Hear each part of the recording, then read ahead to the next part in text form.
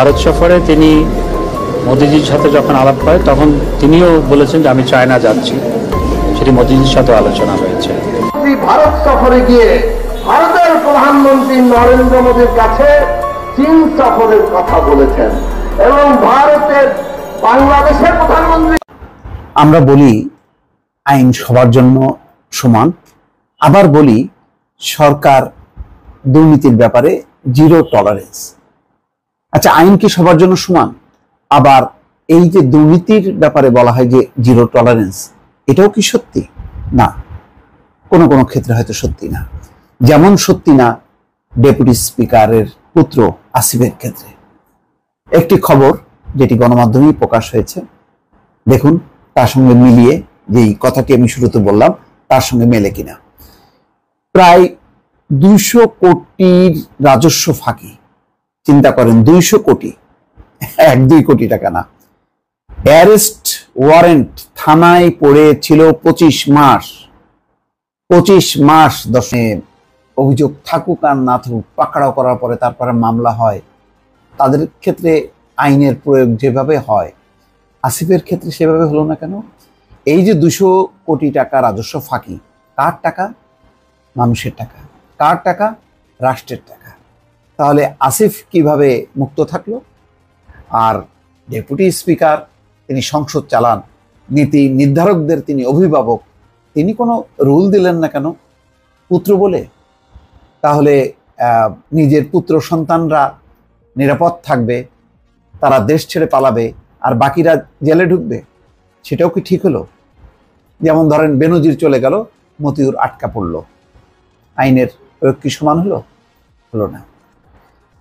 প্রায় 200 কোটি টাকা রাজস্ব ফাঁকির মামলায় 2021 সালে গ্রেপ্তারি পরোয়ানা জারি করা হয়েছিল পাবনার বেড়া পৌরসভার মেয়র SM আসিফ শামসের বিরুদ্ধে। তিনি আবার মেয়র, দেখেন কেমন মেয়র, যিনি 200 কোটি টাকা রাজস্ব ফাঁকি দিয়েছেন। এরপর 2.5 বছরের বেশি সময় ধরে দিব্যি ঘুরে বেরিয়েছেন তিনি, কেননা তিনি জানেন যে কিছুই হবে না। তেমনই এক শাসন ব্যবস্থার মধ্যে আমরা আছি। অব্যাহত রেখেছেন নিয়মিত কার্যক্রম, করেছেন ফেসবুক লাইভ, অংশ নিয়েছেন নির্বাচনী প্রচারণায়। এর মধ্যে 2 বছরের বেশি সময় ধরে সেই পরোয়ানা বেড়া থানায় পড়ে থাকলেও জাতীয় সংসদের ডেপুটি স্পিকার মোহাম্মদ শামসুল হক টুকুর ছেলে আসিফকে গ্রেপ্তার করেনি পুলিশ। সবশেষ গতকাল বৃহস্পতিবার আদালতে হাজির হয়ে কিছু নথি দাখিলের পর তার বিরুদ্ধে জারি করা গ্রেপ্তারি পরোয়ানা প্রত্যাহার করে নেন ঢাকার জেনারেল সার্টিফিকেট অফিসের আদালত। 2014 সালের জানুয়ারিতে ইন্টারন্যাশনাল গেটওয়ে অপারেটর ভিশন টেল লিমিটেডের চেয়ারম্যান আসিফের বিরুদ্ধে রাজস্ব ফাঁকির মামলা করে BTRC, বাংলাদেশ টেলিযোগাযোগ নিয়ন্ত্রণ কমিশন। মামলায় আরও আসামি করা হয় ভিশন টেল লিমিটেডের ব্যবস্থাপনা পরিচালক আইরিন ইসলাম ও শরীফুল ইসলাম, পরিচালক রাসেল মির্জা ও শেয়ার হোল্ডার জিয়াউর রহমানকে। সেই ধারাবাহিকতায় 2021 সালের 23 সেপ্টেম্বর থেকে 2021 সালের 30 নভেম্বরের মধ্যে 4 জনের বিরুদ্ধে গ্রেপ্তারি পরোয়ানা জারি করেন আদালত। এর কপি 2022 সালের 23 মে পাঠানো হয় বেড়া মডেল থানার ওসির কাছে। সেই থেকে আজ পর্যন্ত এই 2 বছর তিনি বিভিন্ন রাজনৈতিক ও সরকারি কর্মসূচি এবং নির্বাচনী প্রচারণায় নিয়মিত অংশ নিয়েছেন। দ্বাদশ জাতীয় সংসদ নির্বাচনে বাবার প্রচারণায় অংশ নিয়েছেন। বেড়া উপজেলা পরিষদ নির্বাচনে প্রার্থীদের কাছে ভোটও চেয়েছেন। তারপরে গত 23 জুন আওয়ামী লীগের প্রতিষ্ঠা বার্ষিকী উপলক্ষে একটি মিছিলের নেতৃত্বে দেখা গেছে তাকে। নিয়মিত আসেন ফেসবুক লাইভে। গ্রেপ্তারি পরোয়ানা থাকা সত্ত্বেও এরপরও তাকে খুঁজে পায় না পুলিশ। আহারে, পুলিশ কবর থেকে, জঙ্গল থেকে বের করে নিয়ে আসে বিএনপির শত শত নেতাকর্মীকে, কিন্তু আসিফকে তারা খুঁজে পায় না। এই হচ্ছে অবস্থা। ওসি বলছেন বেড়া থানার, এই থানায় যোগদানের পর আমি তার বিরুদ্ধে গ্রেপ্তারি পরোয়ানা সম্পর্কে জানতে পারি, আমার ঊর্ধ্বতন কর্মকর্তাদের জানিয়েছে, তখন আমি তাকে মৌখিকভাবে বলি পাওনা টাকা পরিশোধ করতে। তো এখন হলো তাদের ক্ষেত্রে মৌখিকভাবে বলা হয়, আর অন্যদের ক্ষেত্রে কি বলবো, মানে কোথা থেকে যে নাজিল হয় পরোয়ানা, তারপরে ফট করে নেওয়ার পরে জানতে পারে যে তার বিরুদ্ধে মামলা আছে। এই হচ্ছে, এই জন্য শুরুতেই বললাম যে আইন সবার জন্য সমান না, আবার দুর্নীতির বিরুদ্ধে জিরো টলারেন্স, এটাও বোধহয় সবার ক্ষেত্রে সমান না। দর্শক ভালো থাকবেন, আল্লাহ হাফেজ। আসসালামু আলাইকুম রহমতুল্লাহি ওয়া বারাকাতুহু। সম্মানিত দর্শক, আজকের এই দিনটিতে আমি যখন ভিডিও করছি, বারটি হলো রবিবার আর তারিখ হলো 2024 সনের জুন মাসের 30 তারিখ।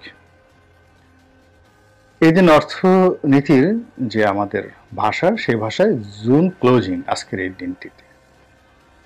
আজকে বাজেট পাস হচ্ছে এবং আমরা একটা নতুন অর্থ বছরে ঢুকছি। আর গতকাল 29শে জুন ঢাকা শহরে বিএনপির একটা সমাবেশ ছিল এবং সমাবেশটা ছিল বেগম জিয়ার মুক্তি এবং তার সুরক্ষা নিয়ে। বলতে গেলে স্মরণকালের সবচেয়ে বিশৃঙ্খল একটি অবস্থার মধ্যে বিএনপি সময় পার করছে।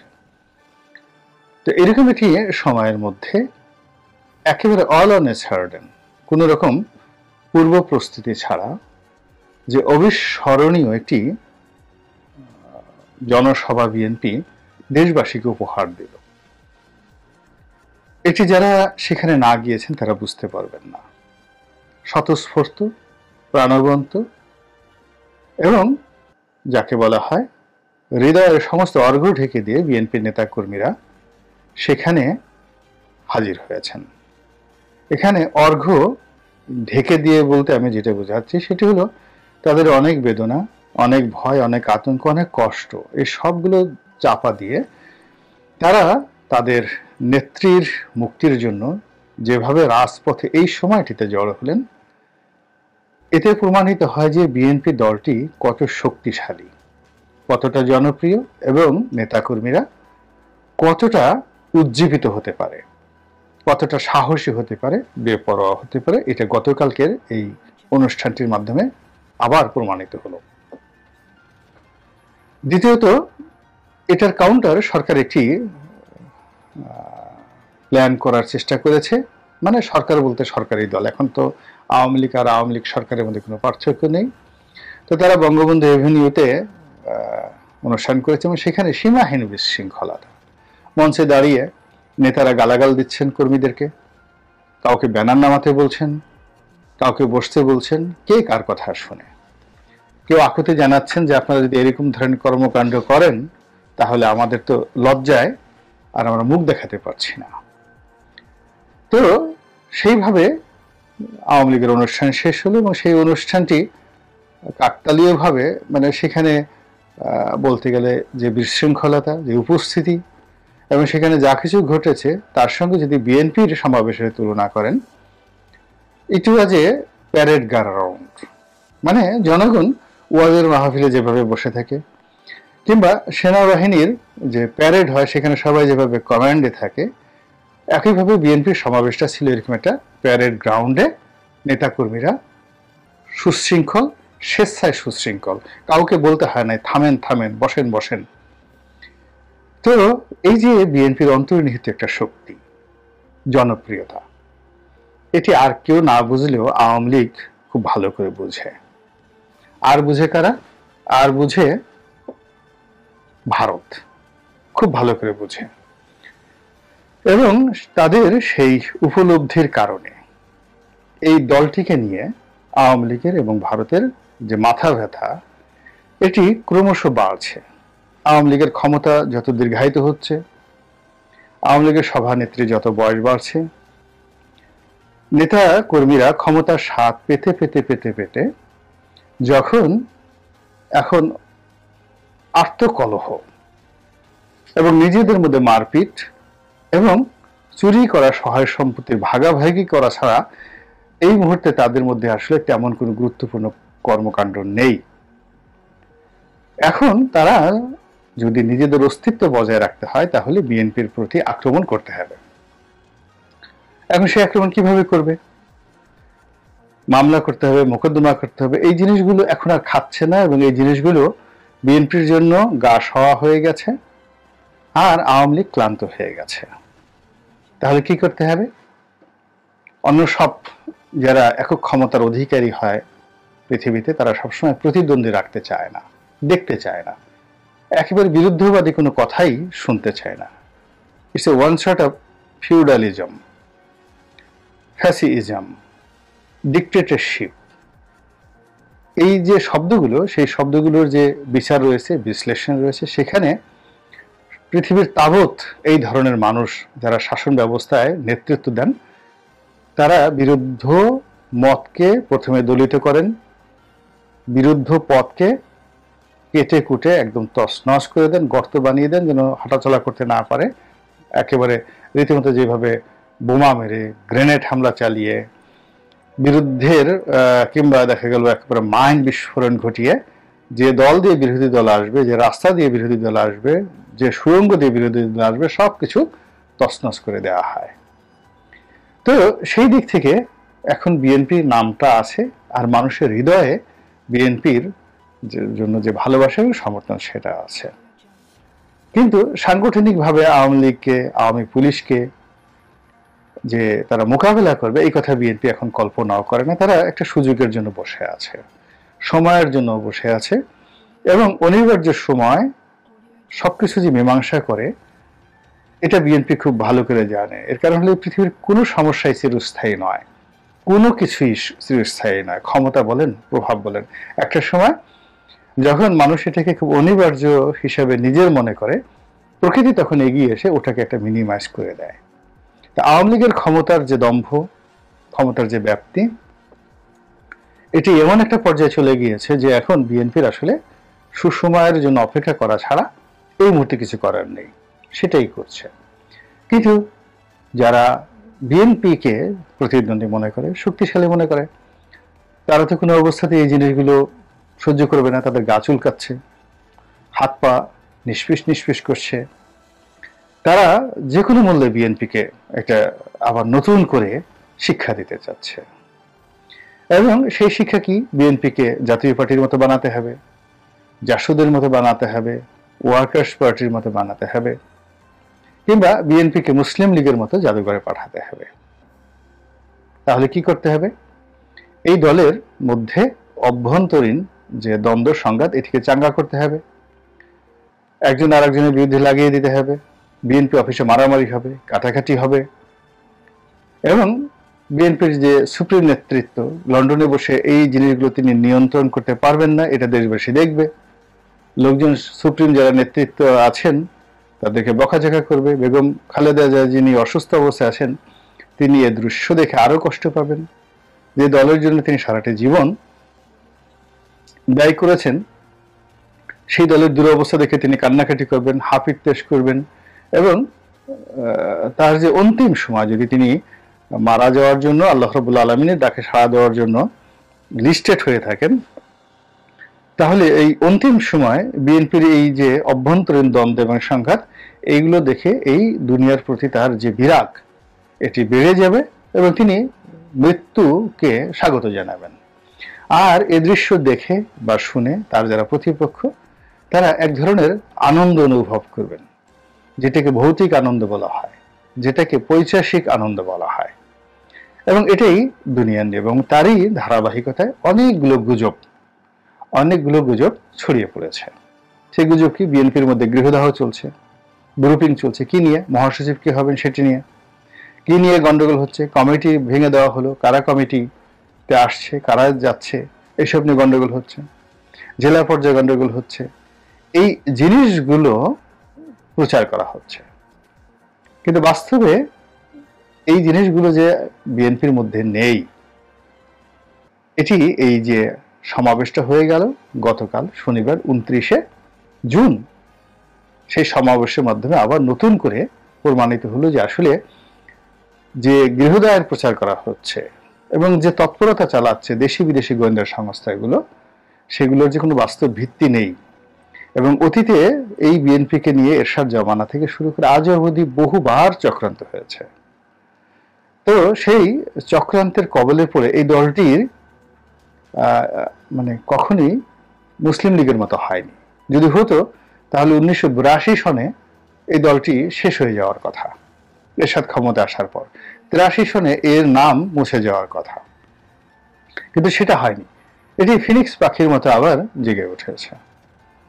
আবার ধরুন 1/11-এর সময় যে তাপ চাপ প্রয়োগ করা হয়েছে, যেভাবে দলের মধ্যে বিভেদ সৃষ্টি করার চেষ্টা করেছে, যেভাবে অস্ত্র প্রয়োগ করে, অর্থ প্রয়োগ করে, বিএনপির অফিসে তালা লাগিয়ে, বিএনপির অফিস দখল করে, বিএনপির নেতাদের মধ্যে বিভিন্ন গ্রুপিং করে সর্বোচ্চ চেষ্টা করা হয়েছে। আওয়ামী লীগ মানে 1/11-এর সময় বিএনপির উপর যে নির্যাতন করা হয়েছে তার 100 ভাগের 1 ভাগ আওয়ামী লীগ এখনো পর্যন্ত করতে পারেনি।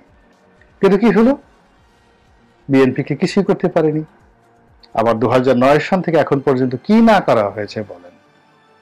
এই সময়ের মধ্যে বিএনপির পরিবারে যে ট্রাজিক ইভেন্টগুলো ঘটেছে, বেগম খালেদা জিয়া নিজে যেভাবে অসুস্থ হয়ে পড়েছেন, ইনি কাদার মানুষ নন, আহত হওয়ার মানুষ নন, মৃত্যুর মুখে দাঁড়িয়ে হেসেছেন অথবা সাহস দেখিয়েছেন। এটাই বেগম জিয়াকে যাকে বলা হয় আমরা চিনি। তো তিনি এখন হুইল চেয়ারে ঘোরাফেরা করছেন, ডে বাই ডে তিনি দুর্বল হচ্ছেন এবং হাসপাতালে কদিন পর পরে তাকে নিতে হচ্ছে। পূবের চাঁদ পশ্চিমে উঠে গেল, এটা যে তার অভিনয় এবং তিনি যে ঢং করছেন তার মানে যাকে বলে, অন্য রাজনীতিবিদ আছে না যে ঢং করে, সং করে, মাঝে মধ্যে ভং ধরে, তো বেগম জিয়া আসলে এরকম ভনিতা তার মধ্যে এই জিনিসগুলো নেই। এমনকি তারেক রহমান সাহেবের বিরুদ্ধে কিন্তু আর যা হোক না কেন সংভং করার অভিযোগ তার বিরুদ্ধে নেই। তিনি যা কিছু বলেন, ভালো বলেন মন্দ বলেন, স্ট্রেট ফরওয়ার্ড, একেবারে স্ট্রেট ফরওয়ার্ড। যাকে শ্রদ্ধা করেন তাকে ওইভাবে করেন, যাকে ঘৃণা করেন ওইভাবে ঘৃণা করেন। কিন্তু ভনিতা বা মুনাফিকি ঠিক আমি আসলে বেগম জিয়া বা তারেক রহমান সাহেবের মধ্যে দেখিনি। স্ট্রেট ফরওয়ার্ড, পছন্দ হচ্ছে না গেট ফায়ার, চলে যাও আমার কাছ থেকে। তো এইভাবে চলছে এবং এরই মধ্যে এই যে প্রচার এবং প্রোপাগান্ডা, এই প্রোপাগান্ডার ফলে মূলত যারা এই চেষ্টা করছে বিএনপির মধ্যে গন্ডগোল বাঁধানোর জন্য, তাদের যে কপল মানে গাল, কপলে নতুন কলঙ্কের তিলক পড়বে। আর এর মাধ্যমে বিএনপি আরো পরিশুদ্ধ হবে, আরো শক্তিশালী হবে। এবং বিএনপির মধ্যে যে 2-10 জন, 20 জন, 50 জন দালাল নেই, কথা ঠিক না, আছে।